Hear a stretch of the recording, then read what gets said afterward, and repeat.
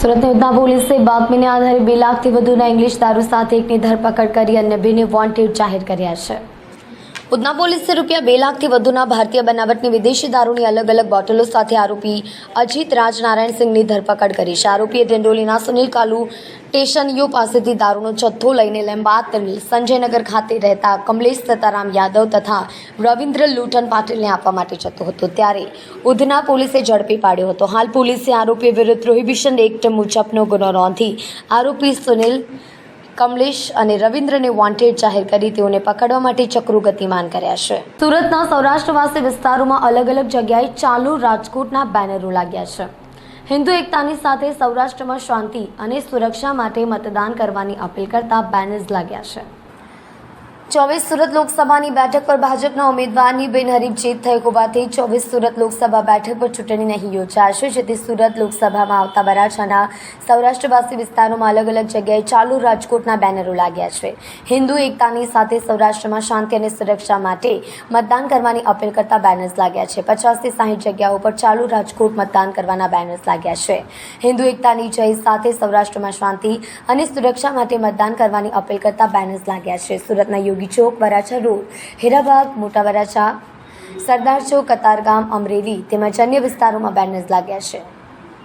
સુરત શહેરની સલાબતપુરા પોલીસે મોટી માત્રામાં અકબર શહીદ ટેકરા વિસ્તારમાંથી એમડી ઝડપી પાડ્યું છે। પોલીસે 2 આરોપીની ધરપકડ કરી લીધી છે। સુરત શહેરમાંથી ફરી એક વખત પ્રતિબંધિત એમડી ડ્રગ્સના જથ્થા સાથે કોરેક્સનો જથ્થો ઝડપાયો છે। આ ડ્રગ્સ સાથે સલાબતપુરા પોલીસ દ્વારા 2 લોકોની ધરપકડ કરવામાં આવી છે।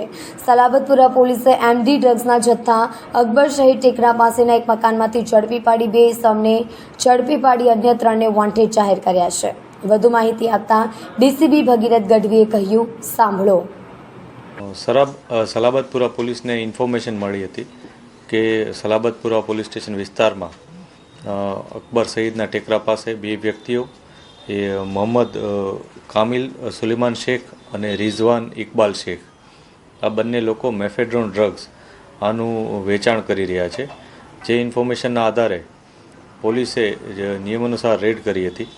આ રેડ દરમિયાન પોલીસને ત્યાંથી 2.6 ગ્રામ એમડી ડ્રગ્સ મળી આવ્યું હતું। આ ઉપરાંત 122 બોટલ કોડેક કરીને જે સિરપ આવે છે, જે કોઈપણ જાતના પ્રિસ્ક્રિપ્શન વગર વેચાણ કરવાનો પ્રતિબંધ હોય છે, તો એ પણ મળી આવી હતી અને એવી 122 નાની મોટી બોટલો પણ મળી આવી હતી। ટોટલ મુદ્દામાલ જેમાં અંક જડતીના 3,400 રૂપિયા, મોબાઈલ વગેરે મળી કુલ 49,600 રૂપિયાનો મુદ્દામાલ પોલીસે રિકવર કર્યો છે, જેમાં એમડી ડ્રગ્સ પણ આવી જાય છે અને આ જે સિરપ છે એ પણ આવી જાય છે। આ બનાવમાં અન્ય 3 વ્યક્તિઓ પણ સામેલ છે, જે અત્યારે પકડવા પર બાકી છે, જેમાં એકનું નામ સાઈદ છે, એકનું નામ વિકી શાંતારામ ભાવે છે અને એકનું નામ સોહેલ ઇસ્માઇલ ખંજર છે। આ 3 વ્યક્તિઓ પોલીસની હવે પકડવામાં બાકી છે, જેના ઉપર પોલીસ કાર્યવાહી કરી રહેલ છે। ભેસ્તાન પોલીસે 3.66 ગ્રામ ડ્રગ્સ, 2 કાર, મોબાઈલ અને રોકડ સાથે મેકઅપ આર્ટિસ્ટ સહિત 7ની ધરપકડ કરી હતી। ભેસ્તાન 4 રસ્તા પાસેથી મળેલી માહિતીને આધારે પોલીસે એમડી ડ્રગ્સ સાથે 7 લોકોને ઝડપી પાડ્યા હતા। તેમની પાસેથી 3.66 ગ્રામ MD drugs, 2 car, mobile phone, રોકડા મળી આવ્યા હતા, જેની કુલ કિંમત 24.71 લાખ રૂપિયા છે। ભેસ્તાન પોલીસ પાસેથી પ્રાપ્ત વિગતો મુજબ સ્ટાફના પોલીસ જવાનોને મળેલ ગુપ્ત બાતમીને આધારે અભય જનાર્દન યાદવ, મુસ્કાન અકીલ આંસરી, ખુશી રજીત પાંડે, અરમાન ઉર્ફે ચોટલી, અખ્તર ખાન પઠાણ, ડ્રુબી, અજય વિશ્વકર્મા, અશફાક નઝર ખાન અને મોહમ્મદ જુનેદ અલ્તાફ હુસેન કડિયાની ધરપકડ કરવામાં આવી હતી। પોલીસે આરોપીઓ પાસેથી 36,600ની કિંમતનો 3.66 ગ્રામ એમડી ડ્રગ્સ, મોબાઈલ નંગ 6, 2 4 વ્હીલર અને રોકડ સહિત કુલ 25.71 લાખનો મુદ્દામાલ જપ્ત કર્યો છે। આરોપીઓની પૂછપરછ દરમિયાન 2 લોકોને વોન્ટેડ દર્શાવાયા હતા, જેમણે કાલુ વારજી અને સમીર પાસેથી ડ્રગ્સ લાવ્યાની કબૂલાત કરી હતી। ભેસ્તાન પોલીસ સ્ટેશન તરફથી આ બાબતે માહિતી મેળવી અને સફળ રેડ કરવા માટે વર્કઆઉટ ચાલુ હતું। તે દરમિયાન ભેસ્તાન પોલીસ સ્ટેશનના ડિસ્ટાફના police sub inspector Shri S G ચૌહાણને એક માહિતી મળેલી હતી।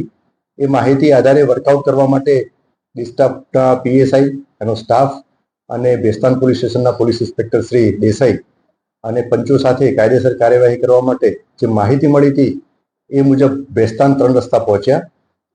ભેસ્તાન 3 રસ્તા પહોંચી અને જે બાતમી મળેલી હતી એ વર્ણનવાળા વાહનો આવ્યા અને એમને રોકી અને એમની ઝડપી કરતા એમાંથી ટોટલ 7 ઈસમો મળી આવેલા. એમની વારાફરતી પૂછપરછ કરવામાં આવી. 7 ઈસમો પૈકી 3 મહિલા હતા અને એમના અંગ ઝડપીમાંથી શંકાસ્પદ નાર્કોટિક્સ ડ્રગ્સ એટલે કે એમડી મળી આવ્યા. એનું પ્રાથમિક પરીક્ષણ કરવા માટે સ્થળ ઉપર FSL અધિકારીને બોલાવવામાં આવ્યા.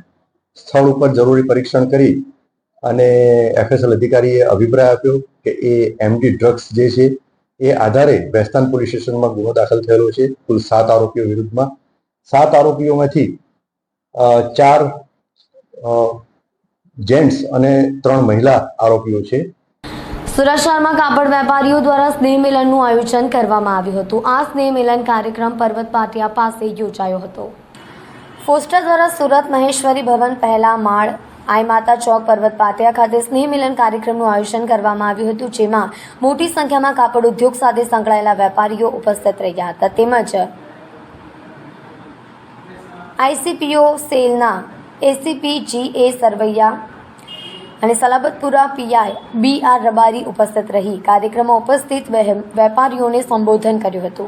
કાર્યક્રમમાં ફોસ્ટાના પ્રમુખ કૈલાશભાઈ હકીમ તથા ફોસ્ટાના તમામ સભ્યો હાજર રહ્યા હતા. मैं कैलाश वडेरा, डायरेक्टर ऑफ फोस्टा और इस व्यापार गारमेंट संगठन का सचिव। आज लगभग इस गारमेंट संगठन को 2 साल हो गए। उस 2 साल पहले जब ये संगठन बना था तो व्यापार गारमेंट के कुछ व्यापारियों को लेकर संगठन बना, पर आज 2 साल में इसकी इतनी मजबूती हो गई है कि इसमें हजारों की संख्या में जितने भी गारमेंट के व्यापारी है वो इस संगठन से जुड़े हैं। इस संगठन का मेन उद्देश्य है जो उनके साथ में चीटिंग होती है, धोखाधड़ी होती है, उसको रोकना। अगर किसी एक व्यापारी के साथ में कोई चीटिंग और धोखाधड़ी होती है तो वो जनरली उस ग्रुप के अंदर मैसेज भेज देता है, तो उससे क्या होता है दूसरे लोग उससे अवेयर रहते हैं और उससे वो काम नहीं करें। आज पुलिस के ACP सर आए और PI साहब भी आए और फोस्टा के सभी डायरेक्टर्स आए, तो उन्होंने हमारा मार्गदर्शन भी दिया और उन्होंने हमको सहयोग भी दिया। आज फोस्टा के साथ मिलकर ये गारमेंट संगठन अपनी समस्याओं को सॉल्व करेगा। जितने भी एजेंट है, एजेंसी है, उनके फॉर्म भर के फोस्टा के अंदर जमा करवाएंगे और जो भी उचित कार्रवाई होगी उनके साथ फोस्टा के साथ मिलकर जो भी गलत काम करता है उनके पास जो भी उचित कार्रवाई होगी हम फोस्टा के साथ और प्रशासन के साथ मिलकर हम उसको पूरी करेंगे। સુરતમાં રહેતા સનાતન સંઘના અધ્યક્ષને મારી નાખવાની ધમકી આપનાર તેમજ દેશના અન્ય હિન્દુ નેતાઓને મારી નાખવા પાકિસ્તાન અને નેપાળના 2 વ્યક્તિ સાથે વર્ચ્યુઅલ નંબર મારફતે સંપર્કમાં રહી કાવતરું ઘડનાર કામરેજના કઠોર ગામના કટ્ટરવાદી મૌલવીને સુરત ક્રાઇમ બ્રાન્ચે ભરીમાતા ફૂલવાડી રોડ ખાતેથી ઝડપી લીધો હતો.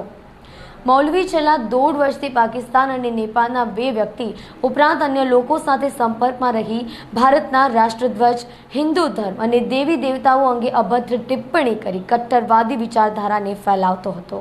ક્રાઇમ બ્રાન્ચના સૂત્રો દ્વારા પ્રાપ્ત થતી વિગતો મુજબ મળેલી બાતમીને આધારે ક્રાઇમ બ્રાન્ચે ચોક બજાર ભરીમાતા ફૂલવાડી ખાડી રોડ આઈકરા અપાર્ટમેન્ટ પાસેથી સોહેલ ઉર્ફે મૌલવી અબુબકર ટિમોલ ઉંમર 27 રહેવાસી B1/203 સ્વાગત રેસિડેન્સી અંબોલી કઠોર ગામ કામરેજ સુરત મૂળ રહેવાસી દેવળ ફળિયું નવાપુર જિલ્લો નંદુરબાર મહારાષ્ટ્રનાને ઝડપી પાડી પાસેથી મોબાઈલ ફોન કબજે કર્યો હતો. કઠોર ગામના મદ્રેસામાં હાફિઝ અને આલિમ સોહેલ કઠોર અને અંબોલી ગામમાં મુસ્લિમ બાળકોને ઇસ્લામ ધર્મ અંગેનું ખાનગી ટ્યુશન આપે છે તેમજ લસકાના ડાયમંડનગર ખાતે ધાગા ફેક્ટરીમાં મેનેજર તરીકે નોકરી પણ કરે છે. ક્રાઇમ બ્રાન્ચે તેમની પૂછપરછ કરતા તેમના મોબાઈલ ફોનની તપાસ કરતા જાણવા મળ્યું હતું કે છેલ્લા 1.5 વર્ષથી પાકિસ્તાનના ડોગર અને નેપાળના શહેનાઝ સાથે સંપર્કમાં રહી દેશના હિન્દુવાદી નેતાઓને મારી નાખવાની યોજનાઓ બનાવતો હતો.